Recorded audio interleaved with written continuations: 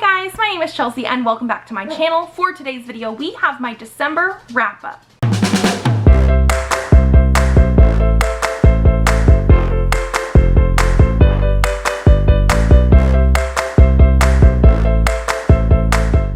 So December was a really good month for me. I actually read 36 different titles. Part of that is because I did participate in the 25 Days of Manga and actually read 25 volumes of manga. We will talk about that first, but I also want to go through some stats. So like I said, 36 books.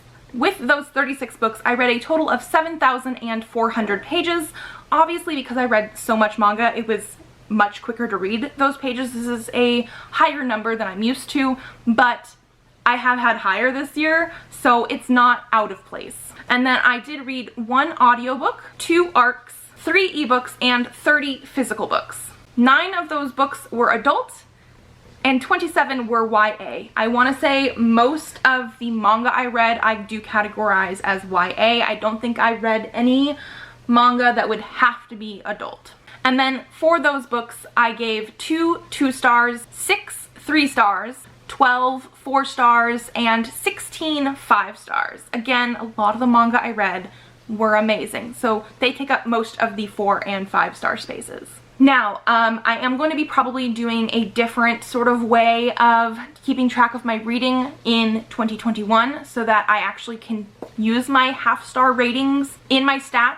I'm currently using a spreadsheet that G created, the Cawpile spreadsheet, and they do not allow half stars. So even though those are my stats for that, there are some that are in the half star area, and I will mention those when we get to them. I think we're actually going to talk about the manga first, and then we'll move into the books that I did read as well, because I read 11 other titles. I will put a little timestamp down in the description in case you want to skip the manga, but in case you don't, let's get to it. Okay, so the first ones we have here are Not Your Idol Volume 1 and Volume 2. These are by Aoi Makino, and I gave both of them 5 out of 5 stars. I absolutely love this series. I don't know when the third one is coming out because this is still technically an ongoing series. We just don't have very much information about it, but I have absolutely loved it so far. This series follows our main character of Nina, who used to be in a girl group, like a pop group. However, after some sort of assault on her, she completely quit, changed her name, moved to another city, and cut her hair short, only wears boys' clothes, and yeah, that's basically where we pick up on this. This has very, very heavy topics, especially dealing with like sexual assault and that kind of stuff. We don't get to see really anything on page, although it is a little bit more graphic in the second one than the first one, but it does have a lot of good commentary about, like, it doesn't really matter what you're wearing. It is not appropriate for, in this at least, guys. It's not appropriate for anyone, but in here it's definitely guys to try to touch girls or claim girls or, you know, sexually assault girls. There is also an element in here where we do have a very popular girl who basically doesn't want to be seen as against guys. She takes how she appears very seriously, but in almost the wrong way, because if any girl speaks out about sexual assault or harassment or anything like that, she sort of has the opposite opinion. So that is another very interesting character that we have in here. For that, this can definitely have very heavy triggering topics, because like I said, even though we don't have anything like on page, there is definitely more implied sexual assault in the second one than the first one. So keep that in mind, but I absolutely love this series and I need the next one whenever that happens to come out. Then I read Love Me, Love Me Not. So this is Volume 1, Volume 2, Volume 3, and Volume 4. This is by Ayo Sakisaka. This is the same author of the Aoharu Ride series, which I have not caught up on yet, but I did really enjoy those, and that's why I started picking up this. These follow our 2 main girl characters, Akari and Yuna, as they're sort of dealing with friendship and falling in love through high school. I gave the first one 5 stars, and then everything else so far has been a 4 stars. Mainly because the first one really deals with the girls and their friendship, whereas these ones seem to be dealing a little bit more with the actual romantic love interests. I do really love the way that they're completely different, but they're still friends. They have completely different views on like love and life and all this kind of stuff. In the second and third volume, we definitely have a storyline that is about two teenagers who are step siblings. However, they are very recently step siblings. Their parents had gotten married, and while one of them potentially has feelings for the other one does not at all.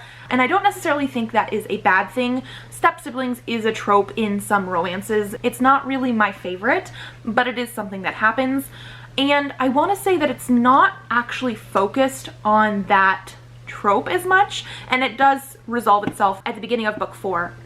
But one thing that I have noticed that sort of weirds me out a little bit is that, I guess because it's set in Japan, the parents, specifically the mom in that family relationship now, is very, very worried that the boy is going to take advantage of her daughter because they're the same age, even though outwardly they show no relationship feelings whatsoever. But it's definitely playing into the whole like boys will be boys can't control themselves, there's a girl living in his house, he's obviously going to want to be in a relationship with her, have sex with her, this kind of thing. And I personally don't see why we needed that in here, because like I said, they did have that sort of element going on in books 2 and 3, resolved by book 4, but there was no outward showing of like, I want to be in a relationship with you. We had some hints of like past feelings and that kind of thing, but the fact that all the adults just assume something's going to happen because they live together was just a little bit weird. Then I read number 6, volume 1 and volume 2 by Atsuko Asano. This series, I don't think I'm actually going to be continuing with this. I gave both of these 3.5 stars. They're not bad, I just don't think they're necessarily for me. All of the action in here went by way too quickly. It was just stuff like where it was thrown after you, one after the other, and I was not really able to see the linear progression of it. It just felt like some things came out of left field.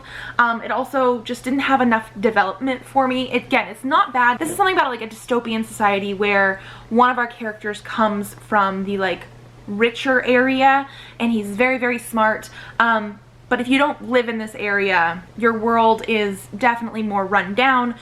But it's all because the government like controls stuff. Again, I don't actually know that much about it because I only read the first 2 volumes. I'm sure they're going to get into more of the actual like government and politics and stuff, but I just don't think I'm going to actually continue with it. Then I read the Promised Neverland volume 1 and volume 2 by Kayu Shirai. So I have watched the first season of the Promised Neverland anime. I think we are gonna be getting a season 2, but nothing has been like showing up yet. Absolutely loved it, fell in love with it. Like, it is such a good anime series. And so I had picked up the first 2 months ago, never actually read them, but I decided to do that for the 25 Days of Manga, and it's just as good as the anime. I do feel like the anime is able to give you a little bit more of the suspense and stuff with like the musical score and all that kind of stuff, but it lives up to the hype so much. Like, both things, 5 out of 5 stars. Absolutely love this. This is about a group of orphans who live in a house with the person taking care of them, who is their mother, and you really cannot get into the actual plot of this without giving spoilers. So that is all you're going to get. It is so good. Once you actually like realize what's happening, like, it sucks you in. Yes, I need more. I need more of this. I need more of the anime. I need more. Then I read Blue Flag volume 1, volume 2, volume 3, volume 4, and volume 5. These are by Kaito. This is a new manga series that started coming out in 2020. I absolutely fell in love. I think I had the first 2 on eARC and I've just been collecting them ever since. Absolutely love this series. I gave the first 4 books 5 out of 5 stars.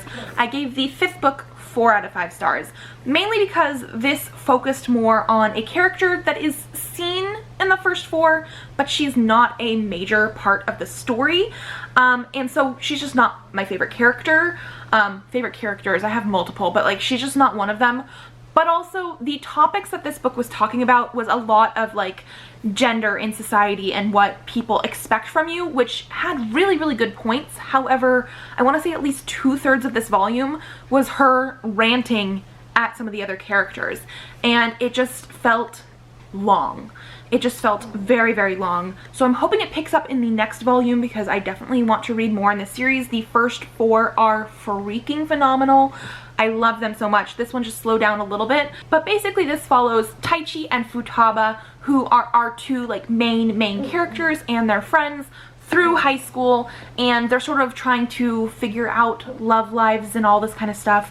They do have LGBTQ characters in here, and we have a love quadrangle, and I don't know where that's going to be going, but I'm super excited to find out. I just love the dynamic of this so much. Then I read Prince Freya Volume 1, Volume 2, and Volume 3. These are by Keiko Ishihara. I actually read volumes 1 and 2 earlier this year, so volume 3 is the only new one for this. I gave volume 1 4 stars.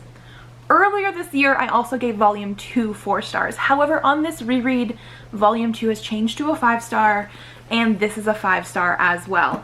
This is such a good series. This follows our main character of Freya, who is very naive and a crybaby. She calls herself that, and she ends up having to take the prince's place because she looks identical to him after he is killed, and they're basically trying to make the country that they're warring with not realize that the prince is dead, and she has to grow up super quickly. She has a lot of character development in these second 2 books. I just absolutely love it. This one is super bloody and gory, lots of like war and scheming stuff going on, but I absolutely love it. There was a major cliffhanger in volume 2, which I feel like maybe the first time I read it, that's why I gave it 4 stars. Maybe not. I don't know exactly what happened, but the second time I read it, I absolutely loved this volume and like the setup for that cliffhanger because I knew it was coming. And then this one has so much more character development. This one has more of that like scheming and war-based action stuff. This is so good. I do believe this is also one that is still continuing, but we don't really have any dates for volume 4 yet, but I absolutely need it because it's such a good series. So emotional, but also having that like blood and gore and battle aspect. And then the last series that I read for the 25 Days of Manga, we have Behind the Scenes Volume 1, Volume 2, Volume 3, Volume 4, Volume 5, Volume 6, and Volume 7. This here is by Bisco Hattori, who is the same author of Ouran High School Host Club, which is one of my absolute favorite mangas and animes. And this is this is the entire series. 7 volumes total. It ended in the end of 2019, and I think I had read the first 3 or 4 previously. A couple years ago, obviously, but I just had never finished it. I had been picking them up, just never finished it. Part of the reason is I don't like this series as much as Ouran High School Host Club. It is still really, really good. This follows characters that are in college, they're college age, and they work in a like behind the scenes art studio for the like film groups on campus. So basically it's a club that does the art and sets and costume and design behind the scenes stuff, for those film clubs. So it's all club based, but it also is very artistic as well. So this one I had probably the widest range of ratings on this series. Volumes 1, 2, and 3 I gave 4 stars. Volumes 4 and 5 I gave 4.5 stars. Volume 6 I gave 5 stars, and Volume 7 I gave 4 stars. So one thing that I really do like is they always have at least one sort of like crafty item that they focus on each volume, and they literally go through like how to make whatever they're talking about, which I just find very, very fascinating.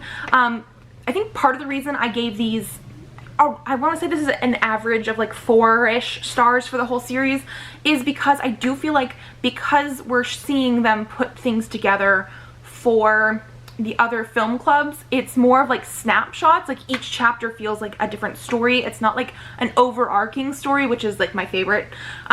So there's a little bit of like jumping around, and it's not, like I said, an overarching plot, but I do really like the fact that they focus on the crafting. We focus a lot on the characters, especially in the later books, the ones that I rated like 4.5 stars or 5 stars. We focus a lot on getting to know the other characters in this club that our main character is in.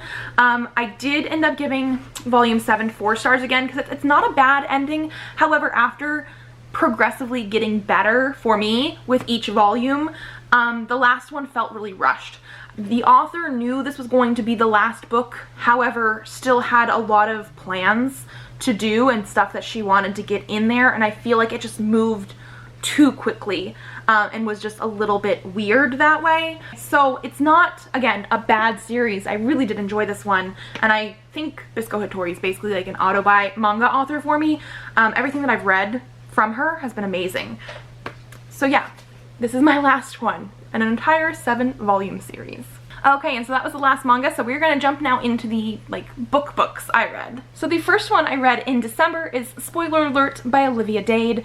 I gave this 5 out of 5 stars. I absolutely love this one. I think this is my favorite book of December.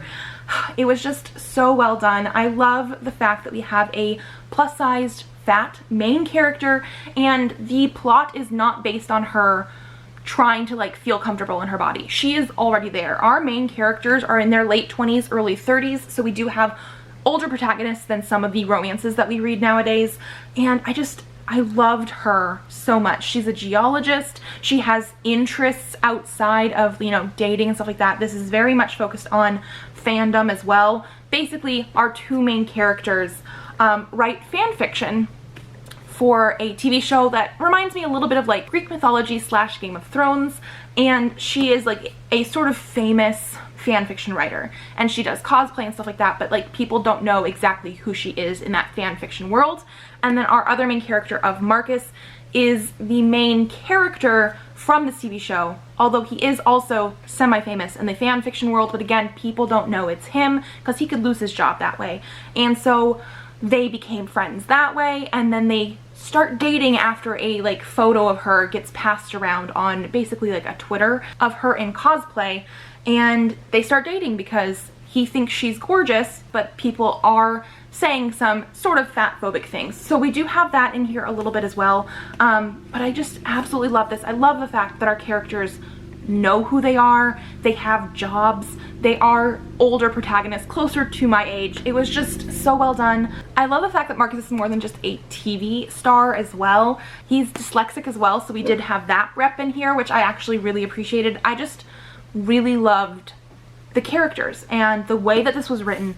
It was so well done. I definitely need to pick up more of Olivia Dade's work. And then I read 4 Christmas romance novellas. I actually did an entire reading vlog on this, so I'm going to be quick on this part, and I will leave that link down below for you guys. But the first one I read was His Holiday Crush by Kari Z. I actually read this as an arc, and it came out in December. I gave this 3 stars. It's actually a really, really cute one. It just had some elements that I didn't like as much. But basically this follows Max, who is like a high-profile attorney, or at least he's trying to get there, as he goes back to his hometown for the holidays, and then he meets Dominic, who is like the little brother of his best friend, and it definitely feels like a Hallmark holiday movie, but we do have 2 male characters. The reason I did not give this a higher rating is the writing is a little bit cheesy in places for me. I wanted a little bit more out of the character development. But also we had sex scenes, which is not a bad thing, but they reminded me a lot of like sub-dom almost. One of our main characters is very like likes to be on top, very controlling, and with the whole almost like Hallmark holiday movie aspect of it, it was more cutesy for that, cutesy and romantic, and then the sex scenes were like completely different tone-wise, and it just really threw me off. Then I also read Wrapped Up in You by Talia Hibbert. This one I actually gave 2.5 stars. This is the least favorite of mine for these holiday romances. The thing is, I don't actually think this is a romance. This is supposed to follow Will, who is basically like Captain America in this world. However, he does come from the UK. And then we also have Abby, and basically they grew up as neighbors and they all go to her grandmother's house for the holidays. This was billed as him sort of having feelings for her for a long time, and that was true, but it's also billed as them being stuck in this house, being snowed in, there's cats, they have nobody else around them, and that is not true. They are not snowed in. They are there with her grandmother and then eventually her brother, so they're not alone. There are cats, but like they're not a big part of the story. He does have feelings for her and has had feelings for her since they were like teenagers, but he comes out with it very, very early on, and the whole rest of the short story or the novella is her rebuffing him and him trying to convince her to go out with him, and she also has feelings for him, so there's not a fully good reason for me of why there's a rebuff. We do have some dealings with like anxiety and like that kind of stuff, so I mean, it's possible that with a longer story we could have gotten more into it and I would have been better off with it, but in my eyes we don't have any of those actual romantic elements that I would have wanted to call this a romance. Then I read One Bed for Christmas by Jackie Lau. This is a prequel novella to one of her series that I now need to read because I actually really enjoyed this one. I gave it 4 out of 5 stars. The writing is a little bit cheesy, the characters are a little bit cheesy, but again, it just worked for some reason with this holiday romance. This one follows Caitlin and Wes, who have known each other for, I think it's about 12 years, since sometime in college, so again, they are slightly older protagonists, which I enjoy, and she has the power go out in her building, so Wes is basically the only person in town for her to call for help, and so they end up in his apartment where there's one bed for Christmas. It was very, very cute. I really did like it. I felt Wes's character had a little bit better development, especially with the romance, because he actually fell in love with her like in college, whereas it feels like Caitlin didn't have any of those feelings for him until this novella, which is quite short. I think it's my shortest read of the entire vlog, and it's great. The only issue I really had besides not feeling her romance as much is in typical romance fashion, there is a 3rd act breakup. However, this book is less than 100 pages, so it felt very rushed. I just felt like there was no reason for a 3rd act breakup when you have less than 100 pages. That being said, they did get back together and have the happy ending that you expect from a romance, because that's part of having a romance. You need a happy ending. They got to that pretty quickly because, again, less than 100 pages. But I'm very excited to actually read more into these series because this was a prequel novella and I liked it a lot, so I want to see about the full-length ones. And then the last one I read in the vlog was Mangoes and Mistletoe by Adriana Herrera. I also gave this 4 out of 5 stars. I think this is my favorite.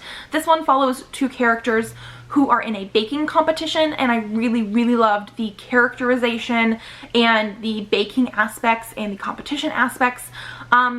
This one does follow 2 female characters who are both Dominican, and so they do switch point of views each chapter. However, I did find that I confused them in between chapters. Like, I would be reading a chapter and not realizing whose head we were in. The voices felt very similar.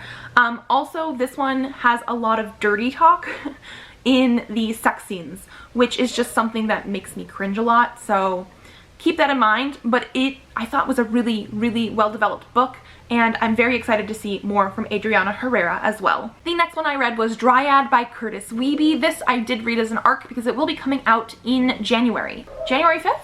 I think it's coming out January 5th. And this one I gave 3.5 stars. This is actually a graphic novel, the first volume of a graphic novel series that has fantasy and sci-fi elements in it together.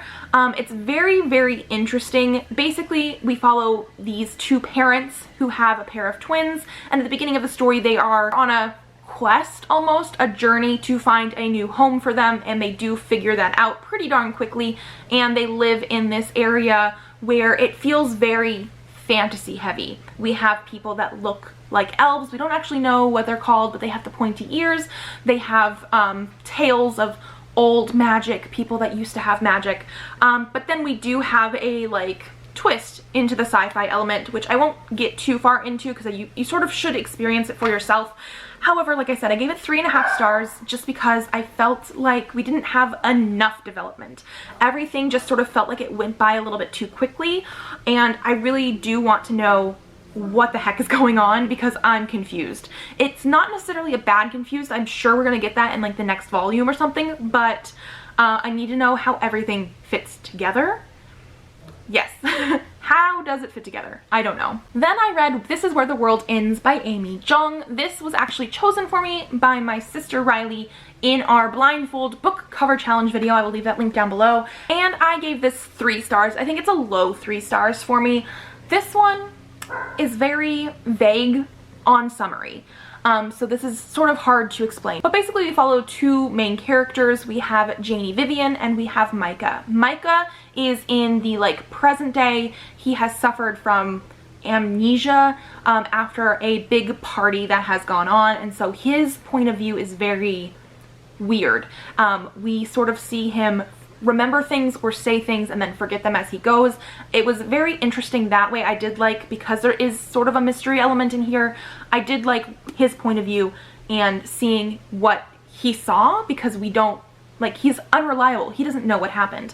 But then we have Janie Vivian, who her point of view is from the past, a few months in the past, and she's very much a manic pixie dream girl, and it's weird to read from her point of view as that manic pixie dream girl, because Micah, she's like the object of Micah's affection and love, but we also get some scenes from her. I'm going to talk about this with potential spoilers. I will leave the word spoilers down here. However, I also feel like they're not just spoilers, they are trigger warnings. So take that what you will. The whole premise of this book revolves around the fact that Janie Vivian is raped by her then boyfriend, and everything culminates in her not feeling like he's ever going to get punished for doing that to her. So she throws a party at her house and wants to frame him for arson. However, he leaves the party and her depression really kicks in and she commits suicide. The story was not interesting enough for that, but also that stuff should not be spoilers. And the thing is if you wanted to read this book and experience it, I mean, sure, go ahead and read it. However, the in-between from beginning of the story to those aspects wasn't the best. I did like Micah's point of view way more than Janie Vivian's, because she's not a nice person, which does not mean what happened in this book is valid or anything like that, but she is not a nice person. She's not a nice person to read from. She's one of those people that like is friends with Micah, and they had been friends for a while, but she's popular at school, so he's not allowed to talk to her. She's not a nice person. I don't understand why he was in love with her in this story at all. But also the fact that like those 2 aspects are the plot. Like, we're trying to figure out what happened, and like that's what happened, but it's supposed to be like a revelation. I don't know. Now the more that I'm thinking about it, the more that I've had time to think about this, this might be closer to a 2-star instead of a 3, because even though I didn't mind the writing style, I've read a book by Amy Jung before that I really enjoyed, but the more that I think about this one, I don't think we needed this at all. Then I read The 12, The Father by Patrick Trahey. This is, I think, an indie published graphic novel, or comics. Are they comics? I don't know. But this is about a post-apocalyptic world where there is bad stuff happening. We're following this father and his family that live on like a farm, and then shit happens and he has to try to figure out how to get them to the city, I think. I give this 2 stars. I did not see the point of most of this. There's not enough characterization. There's not enough good characterization for me to care about any of these characters. However, the father makes some very questionable decisions in the first place that I wanted to care, but I didn't care. There is a lot of gratuitous violence and killing and blood in such a way that like it really did not make sense to me. Like, what, like there was no point to it. Also, we jump from them trying to like get to this town to them being in the town with no real explanation for the rest of his family because he is on a different track. And again, because there's no good characterization where I can be like I can't tell you that these characters are out of character near the end of the book because I didn't get to know them well enough.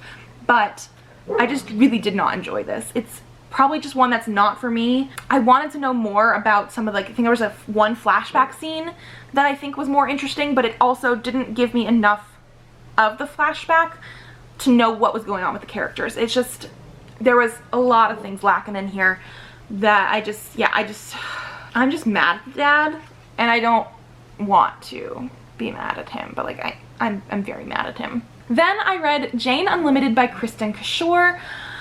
This is such a weird book. I gave this 3.5 stars because I had a mix of emotions while reading this. The first part of this book sets up what's going to happen after. Basically, Jane is invited to this like rich, fancy house from one of her friends from college. The house is on an island. They're gonna have a gala. It's all leading up to that. And she's a very quirky girl. She makes umbrellas.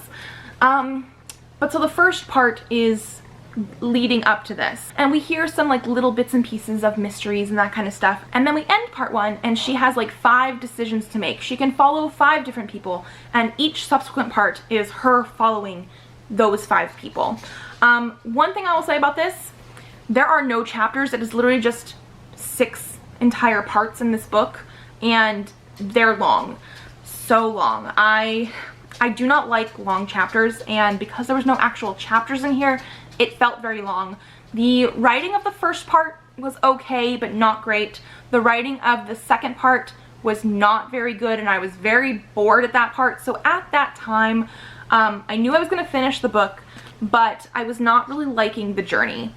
The third part, I actually think I liked the best because it had more of the mystery aspect, and I really did like her trying to figure that out. And then parts 4, 5, and 6 are weird, and they're all a separate weird.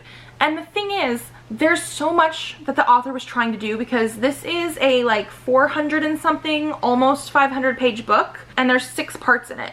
So each part is less than 100 pages. And for the first 2 parts, I didn't really care. The second part I felt was a good length. We found enough stuff. I liked that part. The last 3 parts, because they are so weird, like one is like sci-fi, one is fantasy, it's way out there. Like I don't know exactly how to describe it. Like even if I was gonna give spoilers, it's so weird. I actually needed more from those parts. So like the concept of this, the fact that Jane is like, oh, here's the 5 different things she could have done, that's interesting. However, none of them seem to fit together because like the first 2 parts are contemporary. The third one is also contemporary but was the most interesting. It has like espionage and a mystery and all that kind of stuff. The 4th part was a weird fantasy. The 5th part I think was supposed to be sci-fi, and the 6th part was fantasy again. Super, super weird. The world building was not done well enough because of the fact that the author was just trying to throw so much stuff in here. I still gave it 3.5 stars because I did like it a little bit more as we went because it was so freaking weird.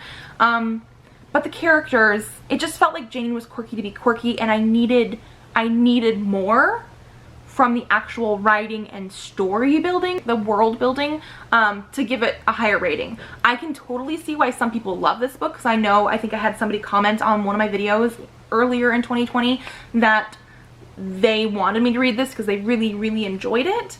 And I can see why, but for me, I just needed more. Then I read You Have Arrived at Your Destination by Amar Tolls.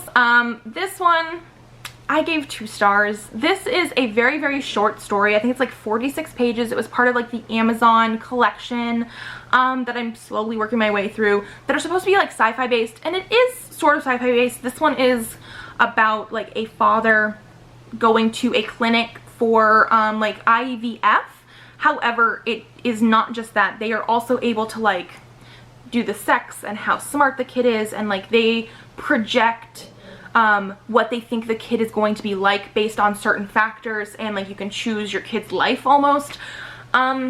And that was like the first part, and it was a little bit boring leading up to that, but then we got to sort of see the like projections of the kid. We had like 3 different options of like what this kid was going to turn out to be like, and that was more interesting. And then we got more of the dad guy, and I feel like the author was trying to say something about life and humanity, and it just went over my head or just wasn't good enough. Like I don't know what was supposed to happen. I don't know if it was just because it was a short story and there just wasn't enough for me to go on, but I was bored through the entire thing except for those little projection parts, and that was only like part of the story. Other people probably would get more out of this.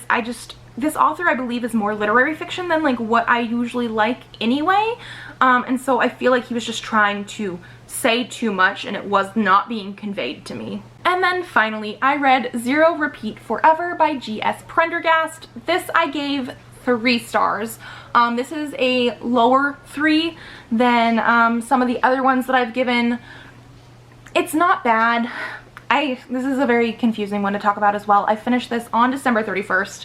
This is a young adult sci-fi where basically we have 2 points of view. One is a human who is currently at a summer camp, and the other one is an alien because they are part of the alien invasion. There is a lot of death and killing in here, which is not necessarily a bad thing. Again, alien invasion, people obviously are going to be dying. However, the author went out of their way a couple times to mention the fact that these aliens kill people by like darting them, and you do not decay when you are darted. But like I said, the author went out of her way a couple times to mention that they don't always dart everybody, and babies and dogs and cats are some of the populations that these people don't dart. Instead, they let them starve or they mutilate them or something. And so they came across multiple infants like starved and decayed and grotesque, whereas everybody else is, you know, fine. It's just, you know, they don't decay. So that was just, it was just one of those things like, why? Also, the characterization on some of the side characters was very wishy-washy. We find out very early on that our main girl character of Raven has a boyfriend, and he dies like within the first chapter. It's actually in the summary that he dies, and so his twin is there, and they were sort of antagonistic while he was alive, but they grow closer together in their grief, and I didn't mind that too much. However, there is one part where he like gets drunk and starts like trying to come on to her, and he gets angry and he talks about how his twin was cheating on her, and then he goes back and is perfectly fine after that. And the thing is like they were growing closer together in their grief, so I don't understand why we had that switch of the character into an asshole. It was just out of place for me. Also, this book is written by somebody who is, to all appearances to me, white. However, our main character of Raven is mixed. She is half white, half black, or half First Nations. I was not entirely sure about that, but she considers herself a brown girl. She has a blonde-haired afro, so one of the aliens calls her Dandelion as her nickname. And that's not my biggest issue. My biggest issue is that there is a character in here who gets mad at Raven for something and calls her a half-breed because she is half and half. And this author is not part of this demographic. I don't know why the author decided to write a character like that and also have that happen. Why couldn't the guy just call her a bitch like anybody would call a girl a bitch? Like, it's just one of those things where I just don't understand why we went there. This story is too long for what it is as well. It's almost 500 pages, and with those issues I had, the writing style wasn't bad, the story was a little bit long, there was the gratuitous mentions of mutilation of babies and animals, and so because of that, it is a low 3 stars. It wasn't the worst book I read this month, but I will not continue with the second book. And then that is it. If you guys like this video, give it a thumbs up to let me know. Subscribe to this channel if you would like to see more videos. I do have videos up Mondays, Thursdays, and sometimes Saturdays, so I will see you then. Bye!